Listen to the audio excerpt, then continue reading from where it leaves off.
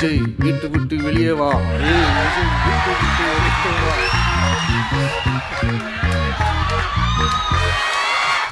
இன்னைக்கு இந்த டிஜிட்டல் உலகத்துல திருவள்ளுவர் இருந்திருந்தாருன்னா இந்த தீய சக்தியை பத்தி என்ன திருக்குறள் எழுதியிருப்பாரு? ஒரு கற்பனையா, அநீதி, அராஜகம், தில்லுமுள்ளு இவையெல்லாம் திமுக முதற்றே உலகு. ஒரு கற்பனையா,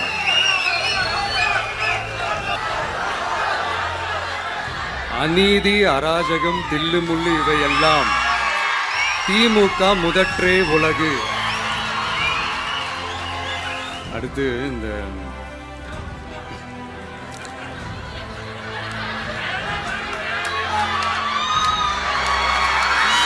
ரெண்டு வாட்டி சொல்லிட்டேன். அநீதி, அராஜகம், தில்லுமுள்ளு இவையெல்லாம் திமுக முதற்றே உலகு.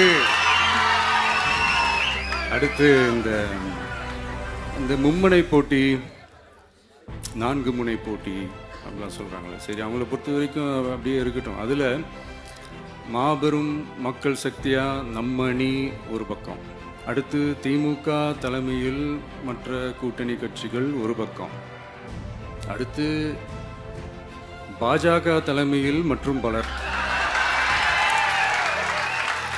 என்னப்பா சிரிக்கிறீங்க? உண்மைதானே சொன்னேன்.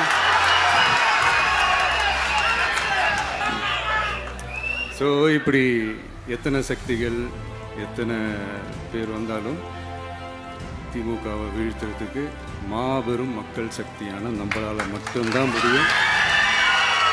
நம்ம டிவிகேவால் மட்டும்தான் முடியும். ஸோ இப்படி இருக்கிற இந்த நிலைமையில விஜய் வீட்டு விட்டு வெளியே வா, விஜய் வீட்டு விட்டு வெளியே வா, இப்படியெல்லாம் கேட்கும் போது எனக்கு எப்படி அது தோணுதுன்னா, ஐயோ இவங்க ஒவ்வொரு வீட்டில் இருக்கிற ஒவ்வொரு விஜயும் இவங்க கூப்பிடுற மாதிரியே எனக்கு தோணுது. அப்படிதான் எனக்கு தோணுது. அதனால பொறுங்க பாஸ், வருவாங்க, முறையா வருவாங்க. ஓட்டு போடுற அன்னைக்கு ஓட்டர் ஐடியை கையில் எடுத்துக்கிட்டு ஒவ்வொரு வீட்டில் இருக்கிற ஒவ்வொரு விஜயும் பூத்தா காலையிலேயே வந்து நிப்பாங்க பாருங்க. அன்னைக்கு தெரியும் பாருங்க, ஏண்டா இந்த விஜய கூப்பிட்டோம்னு.